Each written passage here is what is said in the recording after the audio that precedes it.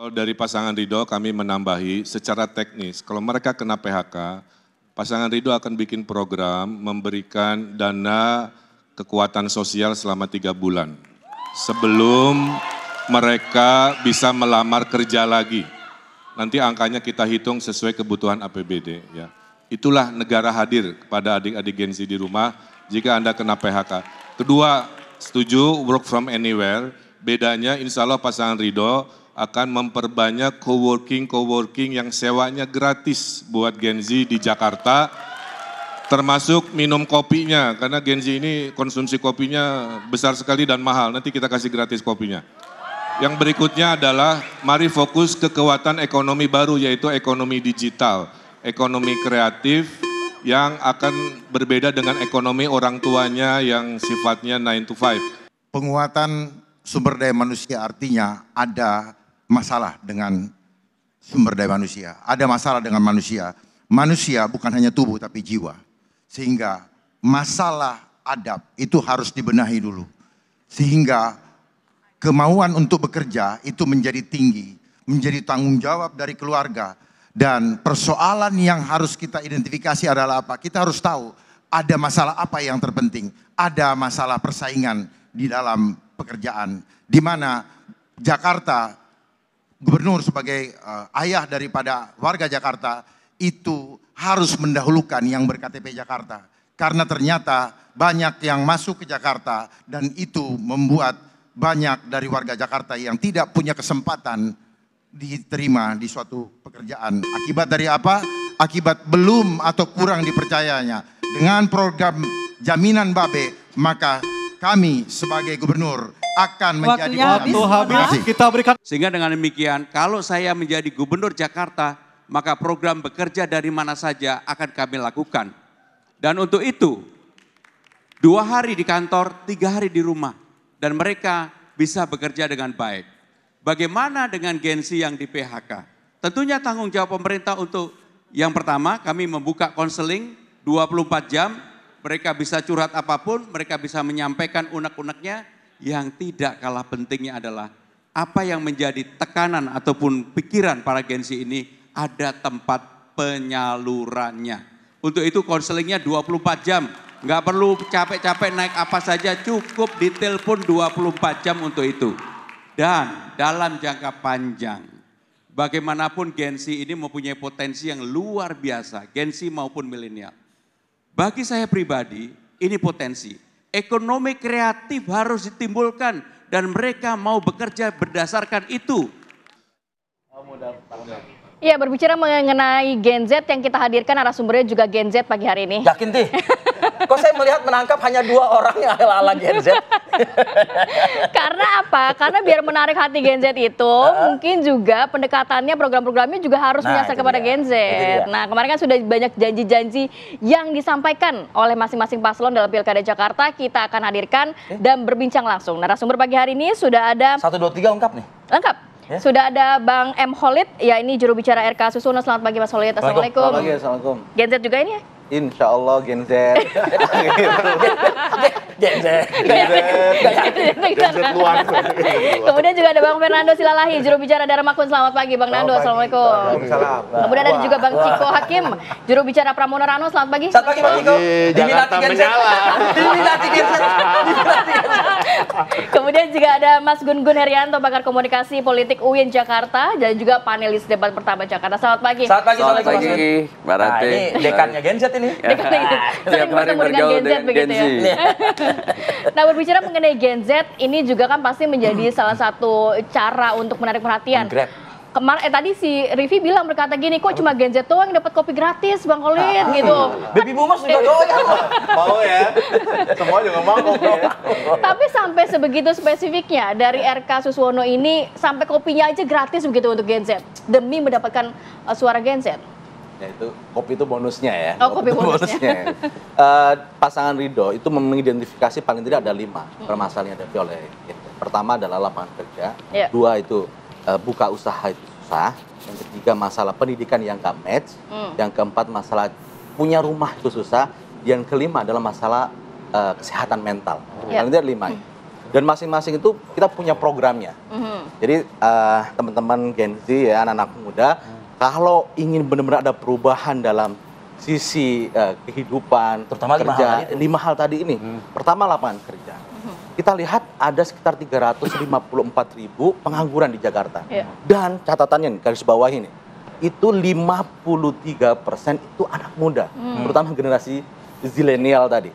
Nah, apa nih permasalahan utamanya apa? Karena mereka belum punya keterampilan yang dibutuhkan oleh dunia usaha. Nah, solusi praktis dari pasangan Ridho adalah kita mempunyai namanya program pelatihan siap kerja, yakni kolaborasi antara dunia pendidikan dengan apa? BUMD, Pemprov, dan sektor swasta. Sehingga anak-anak muda Gen Z ini punya pengalaman kerja dan keterampilannya itu sesuai dengan dunia usaha. Kerja, ya. Ya, itu yang pertama. Yang kedua, masalah dunia usaha. Nah, dunia usaha ini anak-anak muda ini kan punya imajinasi, punya kreativitas. Nah, tugas seorang gubernur nanti, dia harus memberikan kesempatan yang seluas-luasnya dengan cara apa? Satu, membuat inkubasi bisnis. Dua, program wirausaha muda. Tiga, nah ini yang sudah dilakukan oleh Kang Emil waktu di Bandung. Ya, Bang Ridwan Kamil, wali kota, membuat namanya Bandung Creative Hub. Itu menyerap 17 sektor ekonomi kreatif, termasuk ekonomi digital. Sehingga anak-anak muda ini kan kreativitasnya tersalurkan. Dengan tadi co-working space yang gratis, Hub plus juga kopi. itu hub juga Iya, ya? betul. Hub. Itu mereka, satu, dapat inkubasi bisnis. Yang kedua, dapat akses pembiayaan yang mudah. Yang ketiga adalah mereka mendapatkan mentor-mentor bisnis dan juga tempat co-working space yang gratis. Sehingga mereka bisa membuat produk-produk, karya-karya, startup, dan sebagainya. Tapi kabarnya Ridho ini nggak setuju ya dengan work from anywhere. Kita punya program namanya work from home, tapi itu digilir.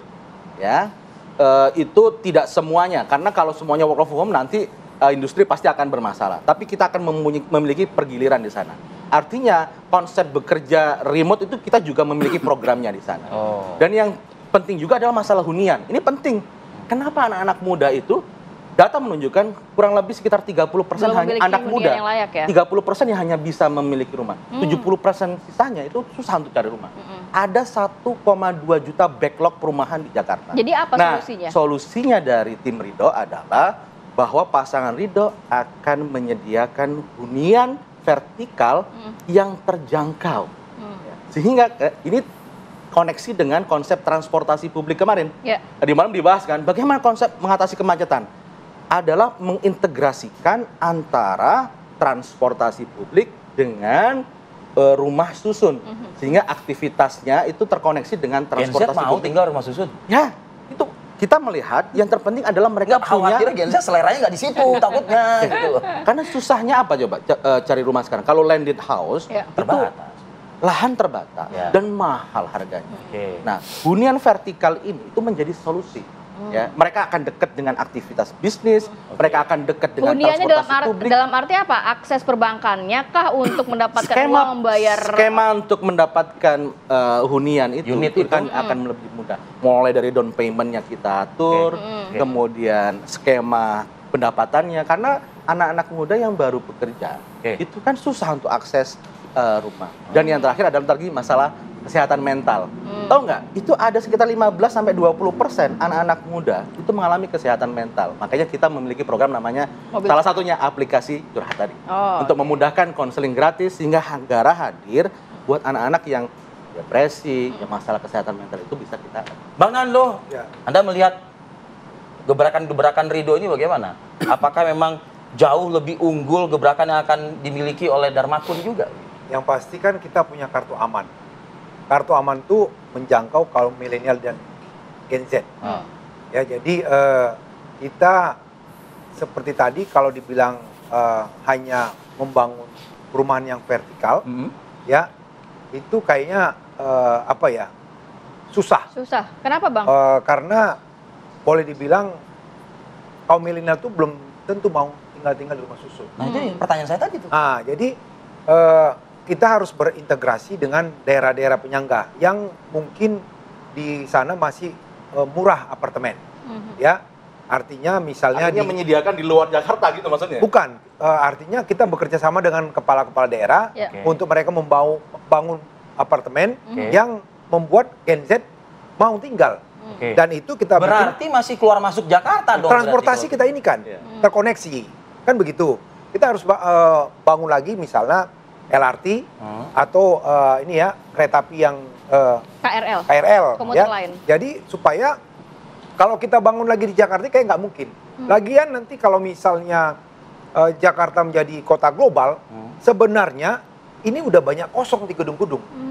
Sudah banyak karena pindah ke sana nanti kan ke IKN. Jadi kalau Jakarta menuju kota global sebenarnya jadi tidak menyelesaikan masalah dong. Berarti masalahnya dipindahkan ke wilayah aglomerasi begitu kan? ya harusnya ke kita daerah tetangga. bekerja sama. Kita nggak bisa pungkiri ini daerah aglomerasi berdasarkan undang-undang tahun 2024 ini itu kan ada 8 ya 7 apa 8 daerah penyangga itu. Mereka kan punya Gen Z juga. Jangan kita pikir hanya di Jakarta ini doang. Nanti akhirnya apa? Kalau hanya mikir di sini doang, kemacetan itu nggak selesai-selesai. Mereka cari makan kemana? Mungkin kita halangi orang cari makan di Jakarta kan? Nah artinya di sini kita harus berintegrasi sama daerah-daerah penyangga. Ya kami mau bilang sama generasi Gen Z dan milenial yang ada di Jakarta, yang pasti Dharma Kun akan menyiapkan kartu aman. Ya kemarin disampaikan sama Pak Dharma, dia akan mendidik anak-anaknya ya sampai mereka bisa mengerti untuk disalurkan ke misalnya perusahaan-perusahaan. Kalau misalnya anaknya nanti tidak mampu, dia tarik, ganti yang lain. Ya diberi peringatan. Ya bagaimana Anda supaya bekerja lebih baik lagi. Dia akan menyalurkan ke perusahaan-perusahaan yang sesuai dengan kemampuan. Jangan kita berpikir Gen Z itu yang seperti Gen Z yang di Jaksel loh. Ya Gen Z itu ternyata ada juga yang kemarin yang kayak pasukan Orange itu. Ya yang sekarang udah bekerjanya serabutan.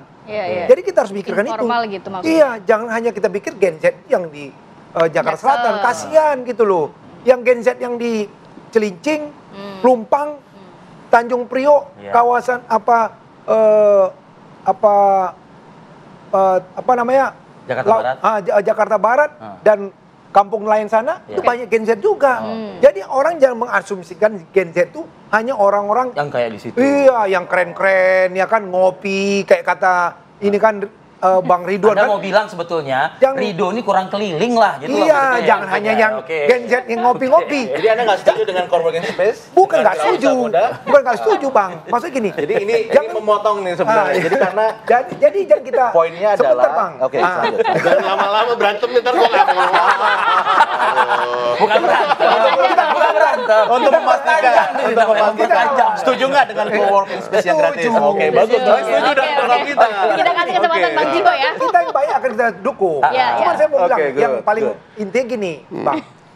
Jangan berpikir Gen Z itu yang hanya dikasih ngopi. Iya. Itu maksud saya. Jadi nggak semua Gen Z butuh ngopi begitu ya, poinnya gitu. Bang Jiko, kalau Anda melihatnya dua ini seperti apa? Kalau dari Mas Pram sendiri sudah fokus juga kepada work from anywhere begitu ya. Dua ini salah semua dia. Saya tahu. Yang betul tuh Nikita Mirzani sama Nikita Mirzani. Nggak nyambung ya. Jadi gini, pada prinsipnya saya setuju sama Fernando tadi terkait dengan Gen Z. Gen Z ini kan rentang usia, jadi ini bukan bicara soal strata, nggak bicara soal lifestyle. Lifestyle Gen Z itu berbeda-beda gitu ya. Mereka juga grow up di tempat tumbuh di tempat yang berbeda, ya lingkungan yang berbeda, kultur yang berbeda. Nah Gen Z ini permasalahan utamanya kalau buat mereka, nah buat mereka dan permasalahan utama yang sebenarnya itu kadang-kadang berbeda. Kadang-kadang buat mereka ini concernnya kan digital, concernnya lapangan pekerjaan mungkin itu umum ya, concernnya terkait dengan lingkungan gitu. Tapi sesungguhnya kan permasalahannya lebih kompleks dari itu. Kalau dari rentang usia itu, rentang usia Gen Z ini kalau nggak salah dari antara 12 tahun, nah ini kan bukan pemilih ya, kalau kita bicara soal pemilih 17 sampai 29, belum sampai 30 tahun gitu. Rentang usia itu satu permasalahannya pendidikan tentunya, bagaimana mereka bisa melanjutkan kuliah. Nah ini yang paling penting. Nah makanya juga kita akan melanjutkan namanya KJMU itu ya, untuk mahasiswa berprestasi edukasi, kita berikan juga pendidikan gratis sampai tingkat perguruan Tidak hanya tinggi, pendidikan, Bang Ciko, kan udah produktif juga kan artinya. belum selesai. Oh ya, oke. Ya kan? Nah setelah itu, di dalam pendidikan yang kita bicara bagaimana mereka bisa mendapatkan pendidikan di perguruan tinggi, di situ kita akan bekerja sama juga berkolaborasi dengan korporasi-korporasi, termasuk BUMD. Bagaimana selama kuliah mereka tetap juga magang. Setelah magang selesai kuliah mereka digaranti untuk bisa mendapatkan Itu pekerjaan. dicarikan oleh Pramrano itu nanti? Iya dong, kerjasama dengan korporasi-korporasi, dengan BUMD, tentunya ada insentif juga buat korporasinya, entah apa itu masih kita kaji, insentif untuk korporasi yang mau bekerja sama di bidang itu satu. Yang kedua juga, kalau kita bicara work from everywhere, nah ini juga penting ya, Gen Z ini, mau bilang males, ntar marah ya, tapi agak hati-hati, tapi bukan malas gitu ya, ingin lebih bebas lah gitu ya, nggak seperti Gen X ya, seperti gua nih, gua bukan boomers, lo enak aja lo.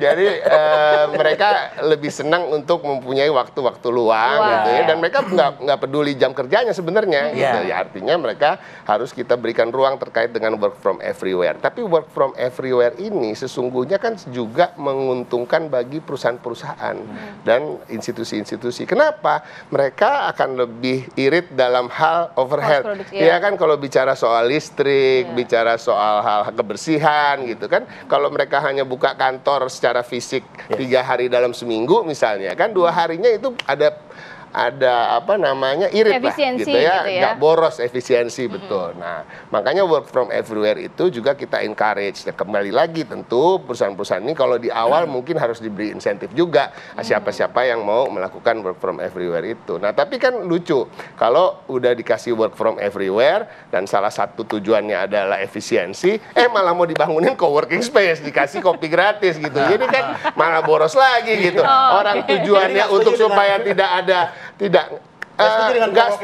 setuju, tapi gini, nggak harus dibangun baru.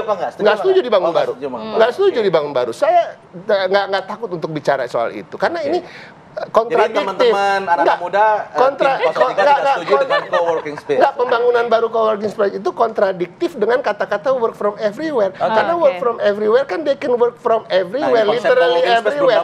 Everywhere itu adalah apa? Mereka bisa bekerja di taman, bisa bekerja di pantai, ya kan sekarang ada PIK, ya kan, bisa bekerja di kafe-kafe yang sudah ada gitu. Kalau kita mau membangun, ini kita harus realistis, makanya Pramdandul ini kan lebih realistis, nggak mau mengandai-ngandai.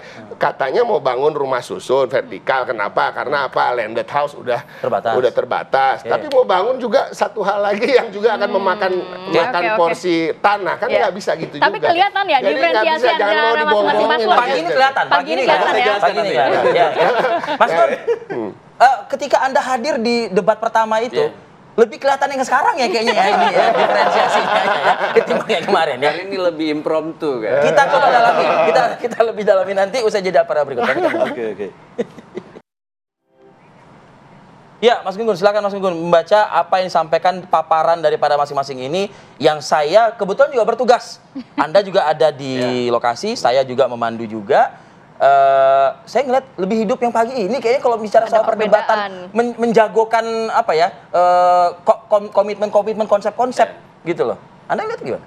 Iya memang gini ya, perdebatan di panggung KPU itu kan punya batasan-batasan. Ya ini impromptunya lebih terasa, jadi nilai diferensiasi antar pasangan jauh lebih kan Gen Z kan seleranya kan kayak gini kan. Dan ini kita bicara data ya. Dari 8,2 juta pemilih itu memang Gen Z dan milenial ini tinggi banget ya. 51%. Jadi 18,5% itu Gen Z. 31,5% itu milenial. Dan X itu juga besar ya, 31,5% juga. Jadi kalau kita bicara Gen Z dan Gen milenial itu udah lebih separuh dari 8,2 juta, berarti 51%-an. Sehingga kemudian tawaran ke Gen Z dan tawaran ke milenial itu perlu sangat spesifik, menarik, dan kolaboratif seperti teman-teman lakukan pagi ini. Karena apa? Kalau kita bedah ya dari sisi perilaku memilih, Gen Z ini kecenderungan rasionalnya itu rasional egosentris. Jadi tawaran yang paling konkret apa bagi kelompok kami, bagi komunitas kami. Sementara lapis pemilih psikologisnya lebih pada political interest ya, ketertarikan politik. Misalnya ketertarikan fisik, ketertarikan daya komunikasinya, ketertarikan membangun kolaborasinya. Ini yang akan mentreatment mereka untuk jadi pemilih. Sementara di lapis sosiologis itu CPM-nya atau civic voluntary modelnya itu lebih pada hobi, bukan pada SARA ya. Jadi beda nih, kan CPM itu ada treatment, ada misalnya kedekatan etnik, ras, suku ya. Tapi kalau anak-anak Gen Z itu tidak tertarik di situ, tertariknya lebih pada kelompok hobi. Makanya basis-basis komunitas ya, community relation dengan kelompok mereka itu menjadi sangat menentukan. Udah kelihatan nggak kalau dari basis komunitas itu mereka-mereka ini? Ya tadi kan dari 3 paparan teman-teman tim SES ya, itu jelas. Yang disasar itu kan pendekatan basis-basis komunitas dengan entah di prioritas pikiran mereka. Gen Z hasil-hasil riset itu kan menunjukkan yang paling prioritas itu lapangan pekerjaan. Kan itu bukan perumahan, lapangan pekerjaan. Kenapa? Karena angka pengangguran terbuka kita tinggi. Kemudian betul sekali bahwa di pikiran mereka bukan rumah dalam arti tapak, tapi lebih pada vertikal. Itu juga menjadi sorotan ya. Kenapa? Karena Gen Z yang kecenderungan berbaur dengan komunitasnya itu belum memprioritaskan rumah dalam arti tapak. Tapi lebih pada bagaimana misalnya mereka membangun kerja-kerja kolaboratif. Makanya co-working space itu juga menjadi bagian dari yang di ranking sebagai isu penting dan lebih pada produktivitas kinerja sehingga bisa kerja di mana saja gitu. Berarti sudah menyasar ya, tepat sasaran begitu, tepat pada permasalahan yang mungkin dialami oleh Gen Z ya. Ya Gen Z itu kan merasa bahwa dunia mereka sekarang ya, dunia yang butuh kreativitas, ruang inovasi, ruang keterhubungan, dan yang paling penting lagi adalah ada sesuatu yang bisa menarik. Kan ini juga sebagian besar milenial punya karakter yang sama, tapi soal tadi egosentrik, tawaran yang paling konkretnya apa? Kalau saya misalnya pelaku usaha mikro, milenial atau Gen Z menjadi pelaku di situ, tawaran paling konkret bagi kami apa gitu. Kan kalau itu kan mulai dari modalnya, lalu kreativitasnya. Tadi kan juga ada inkubator yang ditawarkan juga. Ya itu inkubator, kemudian juga misalnya bagaimana membangun empowering people di kelompok-kelompok Gen Z itu paling substantif. Kan kalau usia pemilih 17 sampai 24 tuh Gen Z itu ya. Itu dari sisi diferensiasinya 25 sampai 39 atau 40 itu milenial. Jadi di situ memang pertarungan paling besar sekarang di Jakarta. Tapi ada hal yang mungkin kerap kali tidak terpikirkan secara komprehensif, bahwa treatment komunikasi dengan mereka itu. Oke. Kita juga akan mengajak pemirsa dan juga para narasumber untuk mendengarkan suara hati dari Gen Z. Suara real. Suara real gitu ya. Sudah ada rekan kami Faris Naufal yang akan berbincang dengan mungkin salah satu atau Gen Z milenial kah? X kah? Selamat pagi Faris. Silakan informasinya. Selamat pagi Arif Fadil, Kamarati dan juga pemirsa. Benar, memang debat perdana Pilkada Jakarta telah tersaji pada Minggu 6 Oktober 2024 lalu, di mana dengan mengusung tema penguatan sumber daya manusia dan juga transformasi Jakarta menjadi kota global. Dan sederet janji-janji pun telah dilontarkan dari para calon gubernur dan juga calon wakil gubernur DKI Jakarta kepada publik, mulai dari pasangan Ridwan Kamil Suswono yang mana menjanjikan nantinya ada sekolah politik khusus perempuan hingga anggaran 200 juta rupiah per RW, lalu pasangan Dharma Kun yang akan mengatasi masalah banjir dengan manajemen air hujan dan menjadikan Jakarta sebagai pusat kota perekonomian nasional, dan paslon nomor urut 3 yakni Pramono Anung dan Rano Karno yang berjanji akan memangkas syarat PPSU dari SLTA menjadi minimal SD dan akan membuat Benyamin S Award, yaitu singkatan dari Bersih, Nyaman, Indah, dan Sejahtera Award. Nah, kita akan mengetahui apakah hasil dari debat perdana Pilkada Jakarta kemarin sampai ke masyarakat khususnya Gen Z. Telah berada di sebelah saya ini Gen Z nih sepertinya ya. Dengan Bang siapa nih? Evan. Bang Evan dengan Bang Raihan. Kelahiran berapa sih kalian berdua? Saya 2004 kebetulan. 2004. Kalau saya 2006. Oke, ini terkonfirmasi Gen Z ya. Nah, nonton debat Pilkada Jakarta gak kemarin? Oh, nonton seru sekali itu kemarin. Nonton seru. Gimana tanggapannya? Nah, tanggapan saya sih saling adu argumen kan, jadi saling melawan, saling adu ngomong. seru sekali.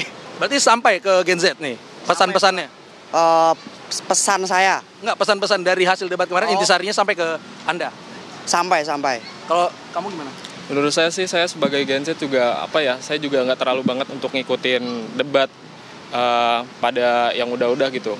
Menurut saya sih semua argumentasi, semua penyampaian yang dilanturkan oleh pada calon pemimpin itu menurut saya tersampaikan sih ke saya gitu. Bang Rehan paling suka segmen yang mana? Paling seru sih debat. Untuk yang debat sih. Saling adu argumen paling seru itu. Pas tanya jawab antar calon. Iya, betul. Itu pasti paling. Kenapa emang? Karena gimana ya? Kan setiap pasangan calon kan pasti saling melontarkan isi argumen masing-masing kayak tentang visi misinya mereka apa gimana gitu kan. Menurut saya itu yang paling seru gitu. Nah, Bang Evan, kira-kira idealnya pemimpin seperti apa yang diharapkan untuk memimpin Kota Jakarta? Oke, untuk memimpin yang idealnya untuk memimpin Kota Jakarta yang pasti yang bisa membawa Jakarta lebih maju untuk kedepannya. Dan untuk saat ini apalagi Jakarta kan terkenal kota macet. Apalagi kalau misalkan Jakarta bisa lebih nggak macet lagi, itu pesan saya sih kayak itu aja untuk pemimpin kedepannya gitu aja. Ya, kalau dari saya juga setuju sih apa kata Mas Evan. Karena gimana ya, tiap visi misi dari tiap pasangan calon kan itu juga salah satu janji daripada mereka kan gitu. Apalagi kan sekarang juga banyak banget masalah yang ada di Jakarta. Semoga sih untuk kedepannya juga bagi para pemimpin, semoga untuk visi misinya semoga tersampaikan semuanya dengan rata. Itu aja sih. Amin, semoga Jakarta dipimpin oleh orang yang tepat. Udah pada 17 tahun berarti ya? Udah punya KTP? Udah. Jangan golput? Ya, siap milih nanti? Siap dong. Udah ada pilihannya ya? Udah. Siapa? Oke, jangan dijawab. Ya, itu dia pemirsa. Ternyata tanggapan dari Gen Z ini mantap-mantap. Terima kasih ya, Mas Evan dan Mas Rehan waktunya. Ini Mas Evan tadi pengusaha ya. Kamu mahasiswa sedang belajar bahasa Jerman. Semoga sukses Gen Z. Ya, itu dia Arif Adil Kamarati. Nanti kita akan nantikan debat Pilkada Jakarta berikutnya pada tanggal 27 Oktober 2024 mendatang. Demikian, kembali ke Anda di studio. Baik, terima kasih Faris Naufal. Tadi sudah berbincang dengan dua Gen Z 2004 dan 2006. Pengen jadi pengusaha, wirausaha nah dua-duanya. itu dia, itu kan sedikit suara hati dari Gen Z ya. Nanti tanggapan dari masing-masing narasumber seperti apa, kita tahan dulu. Kita akan kembali saat lagi. Baik, kembali lagi di Apa Kabar Indonesia Pagi. Saya mau ke Bang Khalid. Tadi dua Gen Z ternyata keinginan menjadi pengusaha. Ya itu sekian banyak lah mungkin Gen Z yang ingin jadi pengusaha. Nah kalau dari sisi Bang Khalid sendiri tadi ada beberapa poin yang disampaikan oleh Mas Gun-Gun. Konkret gitu loh. Apa yang diinginkan oleh Gen Z walaupun tadi kata Bang Ciko tidak sesuai dengan kebutuhannya, tapi mereka tetap butuh yang konkret, yang real, yang bisa direalisasikan. Tadi sebutkan ada 5 isu besar yang akan diusung oleh Mas Ido. Pertama tadi terkait lapangan kerja. Lapangan kerja ini sangat krusial karena anak-anak muda itu penganggurannya sangat tinggi sekali. Tadi 53% itu adalah anak-anak muda. Sehingga keterampilan mereka itu harus ditingkatkan. Match antara pendidikan dengan dunia usaha dan dunia pemerintahan itu harus digabungkan. Makanya kita keterampilan dalam bentuk sertifikasi kah atau kurikulum di pendidikan ya? Magang. Jadi anak-anak muda ini lulus sekolah kan. Dari hasil survei Susenas, 70% dari pengangguran anak muda itu adalah lulusan SMK justru. SMK dan SMA. Artinya, akar masalahnya adalah koneksi atau matching antara pendidikan SMK, SMA ini dengan dunia usaha dan dunia kerja itu terbatas. Maka solusinya adalah magang di Pemprov, di BUMD, dan sektor swasta. Itu menjadi solusi yang sangat penting. Terus yang kedua, masalah dunia usaha. Tadi saya agak berbeda pandangan dengan Bang Ciko dengan pasangan 3. Co-working space. Co-working space itu bukan hanya fasilitas untuk dia gratis bisa datang dan melakukan aktivitas kegiatan ekonomi, tapi yang terus digratisin kopi gitu ya. Itu pasti siapa yang nggak mau digratisin kopi kan? Tapi yang nanti jajannya bukan buat kerja, buat nongkrong lagi di situ ya. Yang paling penting adalah co-working space ini adalah bagian dari membangun ekosistem dunia usaha, ekosistem buat anak-anak muda membuat kreasi bisnisnya. Ini yang harus dipentingkan. Jadi anak muda itu satu butuh tadi nggak ngomong gitu, cuma co-working space doang. Harus dipancing 3. Harus dipancing 3. Jadi panjang-panjangin nih. Coba lihat visi-misinya bener nggak di situ? Ada. tambah ini. Tadi ya, Tambah-tambah. Tiba akal nih. Terinspirasi dari pertanyaan tadi itu. Jadi co-working space ini itu bagian dari ekosistemnya. Makanya kita memiliki namanya Jakarta Creative Hub. Ya. Itu yang dilakukan oleh Bang Ridwan Kamil waktu di Bandung, punya Bandung Creative Hub. Dan terbukti menghasilkan, menurunkan pengangguran dari angka 10,9% jadi 8%. Ada 2,6% diturunkan dengan konsep ekonomi kreatif. Jadi konsep co-working space sebagai salah satu elemen itu penting. Nah, yang kedua adalah mentor, yang ketiga adalah menyediakan akses permodalan yang mudah. Makanya salah satu programnya adalah kredit tanpa bunga untuk yang usaha ultramikro. Sehingga ekosistem terbangun, mentornya ada, akses permodalannya ada, inkubasi bisnisnya ada.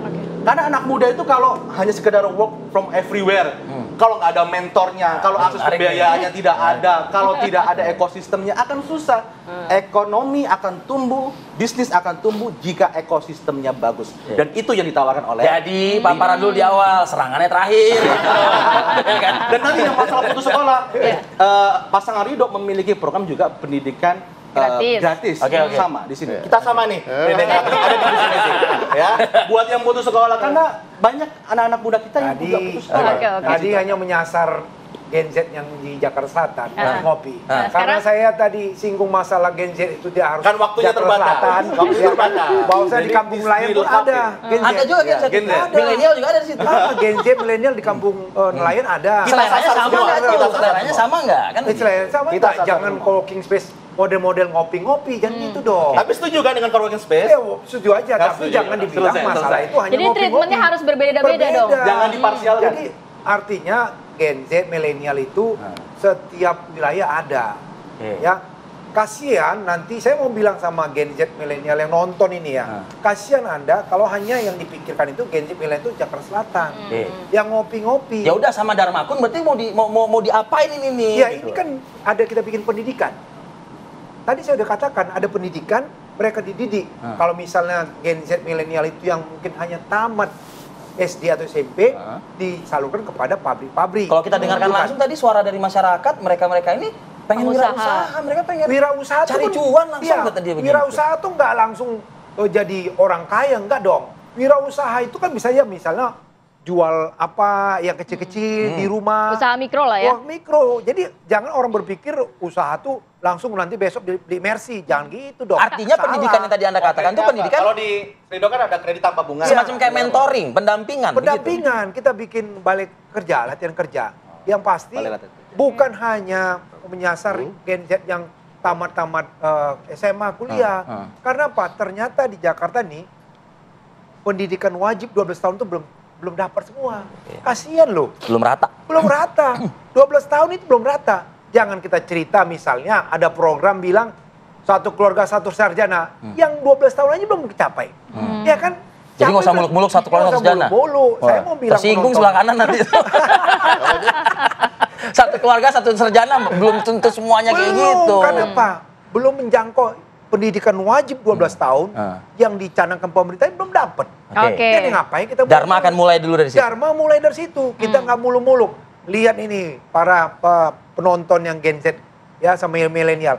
Dharma tuh nggak banyak apa muluk-muluk. Programnya yang real, nyata, yang bisa dijangkau dengan anggaran APBD Jakarta 84 triliun. Ya kan? Nggak, jangan bilang nanti saya kasih kalian ngopi-ngopi. Emang mau ngopi aja kerja? Mau ngopi kerja? Itu bahasa bapak saya itu. Bang Ciko, anggaran Jakarta besar ya kan? Tapi tadi dikatakan juga emang efektif tuh kalau misalnya Gen Z-nya dibiarkan bekerja dari mana saja, produktivitas nggak ada pengawasan, nggak ada pemantauan. Karena saat tiba akal, co-working space jadi palu gada space. Apa lo mau gua ada gitu. Co-working ya co-working, balai pelatihan ya balai pelatihan, creative hub is another thing gitu. Kita nggak boleh menggabungkan karena tiba-tiba ada pertanyaan yang mendesak gitu Lid. Jadi gini, jadi pada prinsipnya konsisten lah dengan visi misi gitu. Maksudnya kalau mau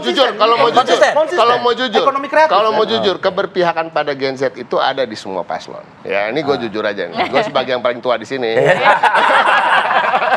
Jangan bawa-bawa tua. Nanti kita sebut baby boomer tersinggung juga nanti. Jadi tapi mungkin realisasinya berbeda-beda gitu ya. Detailingnya berbeda-beda. Implementasinya prinsipnya gini, kalau kita bicara Creative Hub itu juga ada di visi misi kita. Kita bicara soal pelatihan kerja terkait angkatan muda ini juga ada di kita. Tapi kembali bahwa generasi Z itu punya lifestyle yang berbeda, mereka tumbuh di tempat-tempat yang berbeda, lingkungan yang berbeda, permasalahan-permasalahan berbeda, itu juga harus kita pikirkan gitu. Kalau bicara soal mental health, mental illness dan lain-lain, nggak semua Gen Z juga terdampak. Tapi ya dengan yang terdampak tentunya kita sediakan konseling. Tapi kembali lagi, saya setuju dengan Mas Gun-Gun bahwa pelatihan kerja dan untuk lapangan kerja itu memang menjadi prioritas bagi mereka hari-hari ini. Nah, ini yang kita harus siapkan, makanya di Mas Pram dan Bang Dul, kita di setiap kecamatan itu akan gelar job fair tiap 3 bulan sekali, bekerja sama dengan korporasi-korporasi, bisa menyerap itu? BUMD, harus bisa. Jadi juga kita pilih dan kita betul-betul job fair ini jangan seperti job fair yang ada sekarang. Jujur aja, job fair yang ada sekarang seakan-akan wah ada job fair dapat kerja, padahal kriteria untuk mendapat pekerjaan itu sangat sulit, ya kan, dipenuhi oleh teman-teman Gen Z. Nah, tapi pada prinsipnya ini harus betul-betul dilakukan secara serius dengan political will yang benar-benar serius. Jadi jangan juga cuma lip service, karena semua program ini sebenarnya bagus. Kalau dari program-program yang sebelumnya, kalau zilenial kena PHK apa solusinya? Solusinya kena PHK itu tentu satu, kita datang ke job fair tadi gitu. Karena Ridho punya solusi konkret. Ya dapat bantuan 3 bulan. Solusinya gue udah tahu, 3 bulan dikasih duit. Ya kan? Tapi masalahnya gini, 85T ini dianggap besar oleh teman-teman. Padahal 85T itu nggak nothing untuk Jakarta, nggak cukup.